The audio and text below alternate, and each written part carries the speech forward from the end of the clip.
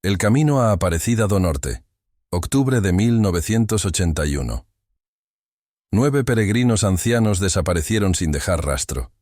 La van que los transportaba fue encontrada vacía a un lado de la carretera. Nadie sabía lo que había sucedido ese día. Nadie pudo resolver el misterio durante décadas. Era un enigma que se cernía sobre el pequeño pueblo.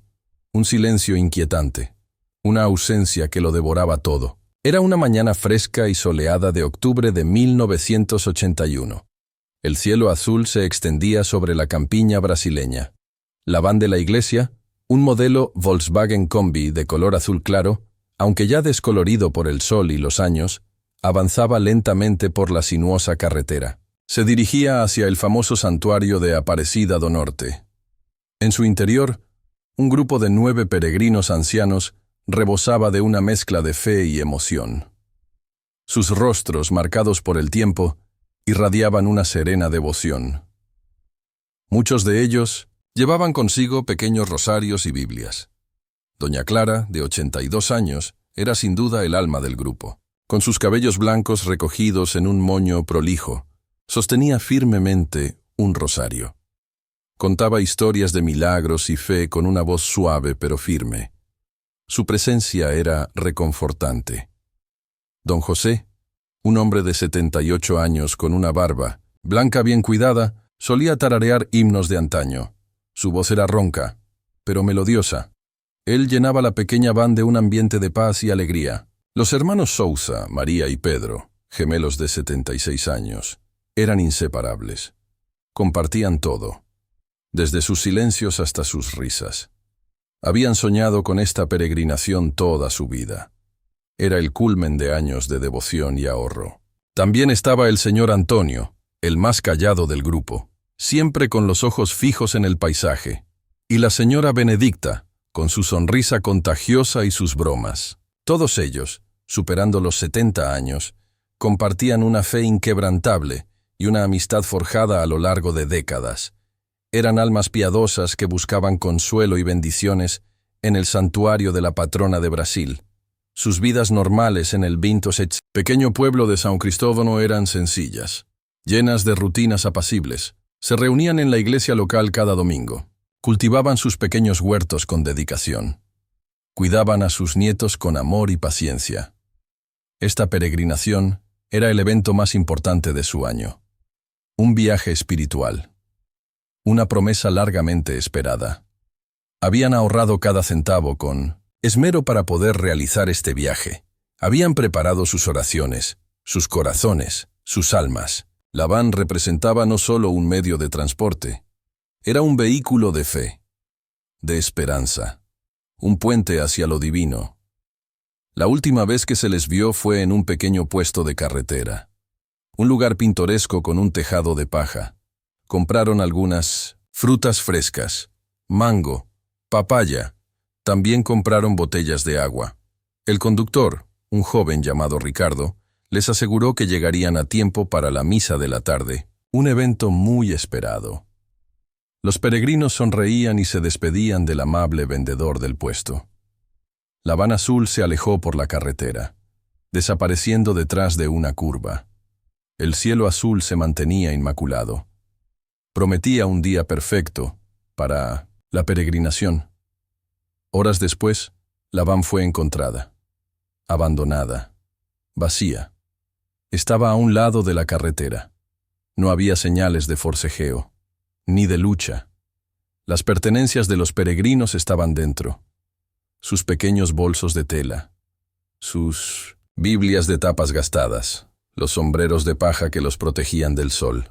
Todo estaba allí. Pero los 9 ancianos y Ricardo, el joven conductor, habían desaparecido. Ni una sola pista. La policía inició una búsqueda intensiva.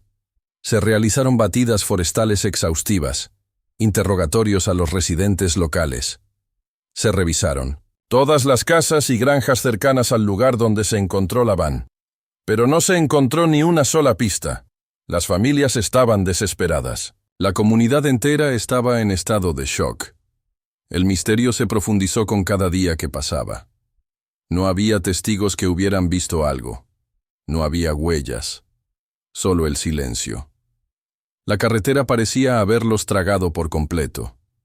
Una sombra de inquietud se cernió sobre la región. Los días se convirtieron en semanas, las semanas en meses, los meses en años, luego las décadas. El misterio de los peregrinos desaparecidos se convirtió en una leyenda. Una historia susurrada con tristeza en las reuniones familiares.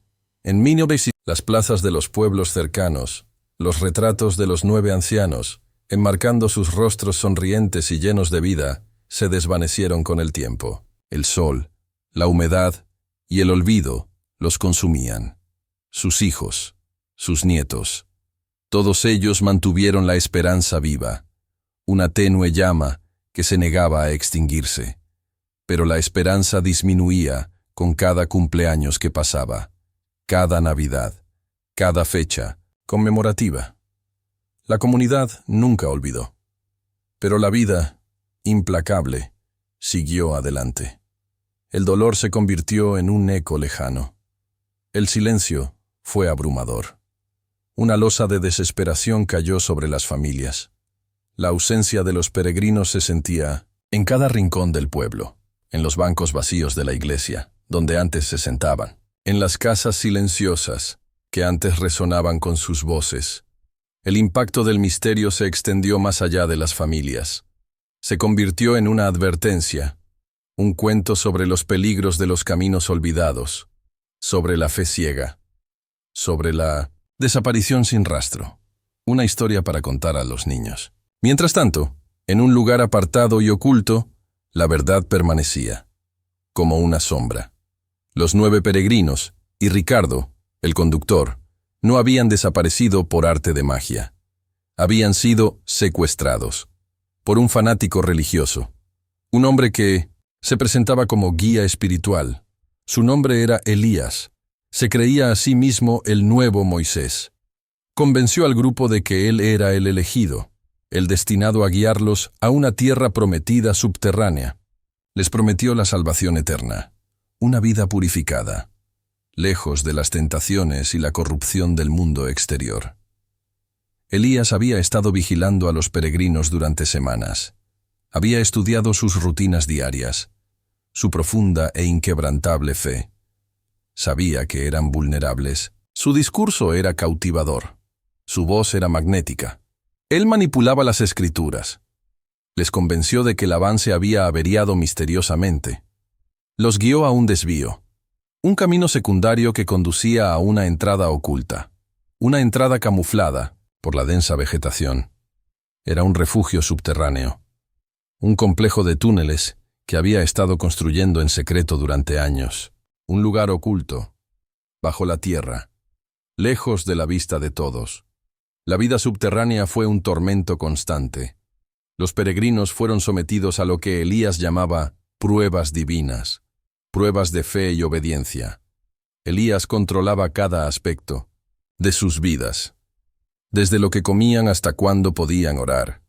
Les decía que el mundo exterior había sido purificado por el fuego, por el castigo divino, que ellos eran los únicos elegidos, los únicos salvados. Los había convencido de que estaban en un purgatorio terrestre, un lugar de espera, de purificación, antes de su entrada al paraíso. Cultivaban hongos en la oscuridad para alimentarse. Eran su única fuente de sustento. Recogían agua de un acuífero subterráneo, un manantial que goteaba sin cesar. Las paredes de los túneles estaban cubiertas de pinturas religiosas, dibujos grotescos, hechos con una mezcla de barro, y a veces con la sangre de pequeños animales que Elías les enseñaba a cazar. Elías les obligaba a orar durante horas, les leía pasajes de la Biblia, los interpretaba a su antojo, para justificar sus actos. El miedo y la fe se entrelazaban en sus mentes, una mezcla tóxica que los mantenía cautivos. Ricardo, el joven conductor, intentó escapar. Pero Elías era fuerte, brutal. Ricardo fue sometido a castigos severos, horribles.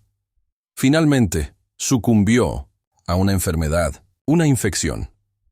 Elías dijo que era la voluntad de Dios. Doña Clara.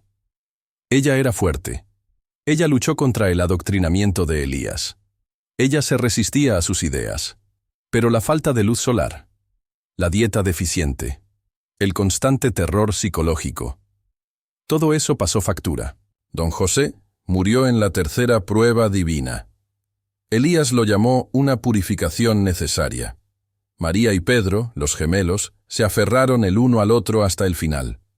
Pero la dureza de la vida subterránea, la desnutrición, la desesperación, todo eso los consumió. 5 de los peregrinos murieron a lo largo de los años. Los otros 4 sobrevivieron. Eran centenarios ahora.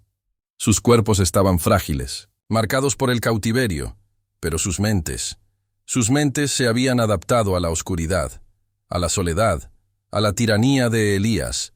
La verdad fue enterrada bajo tierra, un secreto guardado por un fanático religioso, un hombre que se creía un profeta.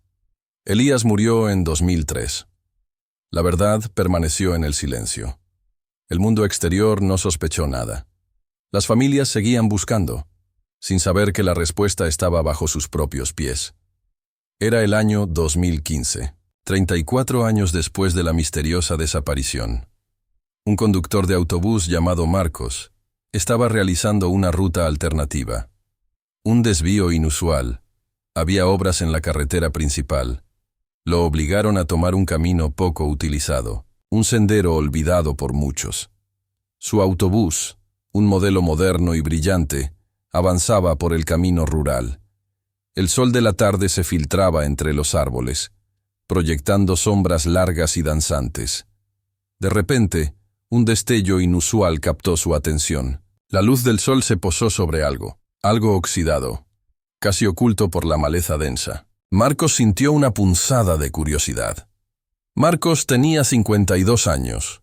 Había oído las historias de los peregrinos desaparecidos. Eran parte del folclore local.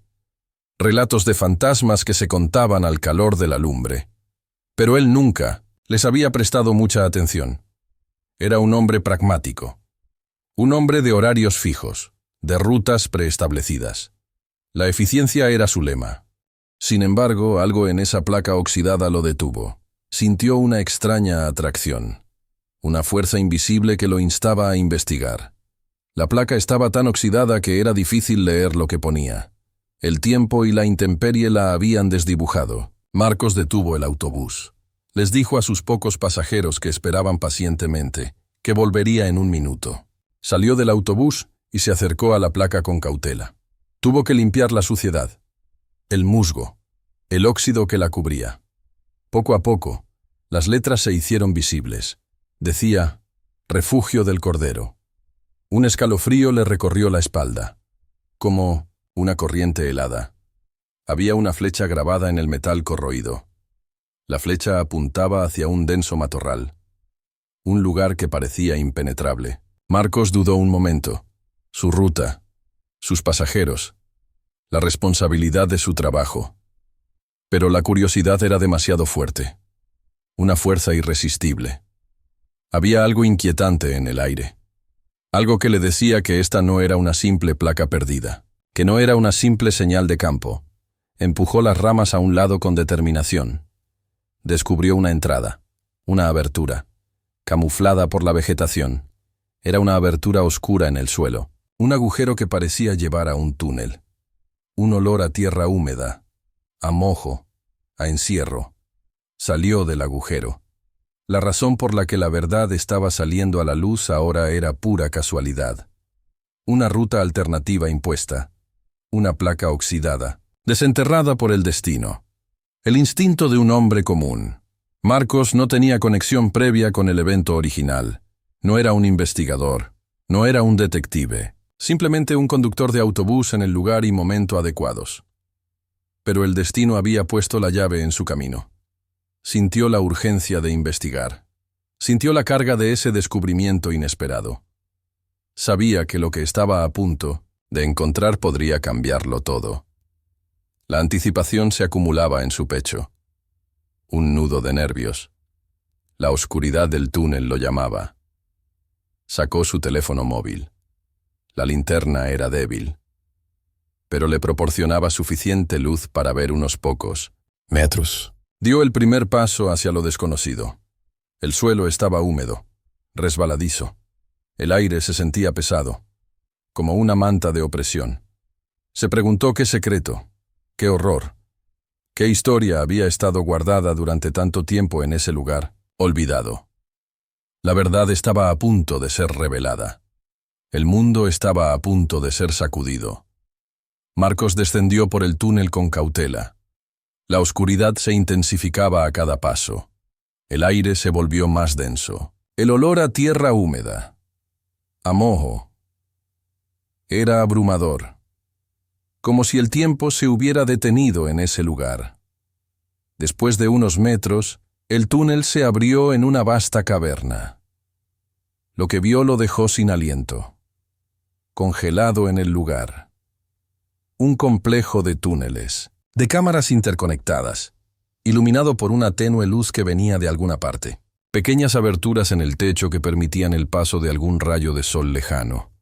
Las paredes estaban cubiertas de pinturas religiosas, grotescas, figuras bíblicas distorsionadas, cruces, hechas con una mezcla de barro, y lo que parecía ser sangre seca. Era macabro, era perturbador, era una visión del infierno en la tierra. Mientras avanzaba, Marcos escuchó un débil murmullo, voces humanas, cánticos. Su corazón latió con fuerza. El sonido era un eco en la oscuridad. Siguió el sonido. Llegó a una cámara más grande, y allí estaban 4 figuras ancianas. Sus rostros eran pálidos, demacrados, delgado y casi transparentes. Sus ojos estaban hundidos, pero había una chispa en ellos, una chispa de asombro, de confusión, de un miedo ancestral. Eran los peregrinos desaparecidos, o al menos lo que quedaba de ellos. Doña Clara. Ella era la más fuerte. Sus cabellos, ahora blancos como la nieve, caían sobre sus hombros. Sus manos, aún nudosas, apretaban un rosario. Don José había muerto, pero estaban los otros, sus nombres, sus historias. Marcos las reconoció por las viejas fotos que había visto en las noticias, en los periódicos. Estaban sentados en el suelo, rodeados de sus propias pinturas. Comían hongos cultivados en la oscuridad. Bebían agua de un cubo. Parecían centenarios, y lo eran. El tiempo los había consumido. Pero su espíritu aún ardía. Marcos, con la voz temblorosa, se presentó. Les dijo que venía del mundo exterior, que los había encontrado, que había llegado para rescatarlos. Los ancianos lo miraron con incredulidad, como si fuera una aparición, un fantasma. Una de ellos, una mujer llamada Elena, le preguntó si el purgatorio había terminado. Ella le preguntó si habían sido lo suficientemente puros, si habían pasado las pruebas divinas. Marcos sintió un escalofrío. Se dio cuenta de la magnitud del engaño, de la tortura psicológica a la que habían sido sometidos. Marcos les explicó lo que había sucedido, con voz pausada, con calma. Les dijo sobre el fanático religioso, Elías. Les dijo que Elías había muerto años atrás. Les dijo que habían sido secuestrados, que no estaban en el purgatorio, que estaban bajo tierra, en un refugio, un lugar oculto por la locura de un hombre. Los ojos de los ancianos se abrieron con asombro. Una mezcla de shock y alivio. Lágrimas rodaron por sus mejillas, lágrimas que habían estado contenidas durante décadas. Lágrimas de una vida de sufrimiento. Le contaron a Marcos la historia, con voces débiles pero firmes. Les obligaron a rezar durante horas, hasta que sus voces se desgarraban. A realizar tareas agotadoras, hasta que sus cuerpos no pudieron más. Les dijeron que el mundo exterior había sido destruido, que solo ellos habían sido salvados, que eran los elegidos, los únicos que sobrevivirían. Les hablaron de las pruebas divinas, pruebas que habían cobrado la vida de otros peregrinos, la muerte de Don José, de María, de Pedro. Sus voces eran débiles, pero sus palabras eran claras. El horror, la manipulación, el cautiverio, la locura. Marcos salió del túnel, salió a la luz del día. Lo hizo con los 4 supervivientes, con mucho esfuerzo, uno a uno. Eran como fantasmas, sus cuerpos frágiles, sus mentes desorientadas. La noticia se extendió rápidamente, como un incendio forestal. El impacto fue masivo. El secreto había sido desenterrado, después de 34 años. La verdad era más impactante de lo que cualquiera podría haber imaginado. Los peregrinos no habían desaparecido. Habían sido arrebatados, llevados a un purgatorio propio, un purgatorio terrenal, un purgatorio subterráneo. La noticia de los peregrinos encontrados se extendió como un reguero de pólvora por todo el país. Los medios de comunicación convergieron en el lugar. En la pequeña y remota carretera, las autoridades quedaron atónitas, incrédulas, sin saber cómo proceder. Los 4 supervivientes fueron llevados de inmediato a un hospital cercano. Estaban gravemente deshidratados, severamente desnutridos. Sus cuerpos estaban débiles, demacrados, pero sus mentes estaban llenas de historias. Historias de un cautiverio inimaginable. De terror. De fe. Los médicos y psicólogos trabajaron incansablemente con ellos, lentamente, con paciencia. Los ayudaron a adaptarse al mundo exterior. La deslumbrante luz del sol, los ruidos estridentes de la civilización, el sabor de la comida fresca. Eran centenarios ahora. Sus familias habían crecido. Sus hijos eran ancianos. Sus nietos eran adultos. Los reencuentros fueron emotivos, llenos de lágrimas de alegría y tristeza, de abrazos apretados, de una mezcla de alegría, de alivio y de una profunda tristeza por el tiempo perdido, por las vidas truncadas. El antagonista, Elías, había muerto años atrás. Su muerte en 2003 había sido natural. Nadie lo había relacionado con la desaparición de los peregrinos, su secta clandestina, su locura, su manipulación sistemática. Todo salió a la luz. La policía abrió una investigación. Encontraron más pruebas, más detalles de su plan macabro. Su convicción de ser el nuevo Moisés, su retorcida interpretación de las Escrituras. La comunidad estaba en shock. El misterio que había perseguido al pueblo durante décadas había sido resuelto. Pero la resolución trajo consigo una nueva ola de dolor. La verdad era cruda. Era brutal. La gente lloró. Se sintió una gran tristeza por las vidas perdidas, por el sufrimiento soportado. La fe del pueblo se puso a prueba. Se tambaleó, pero no se rompió.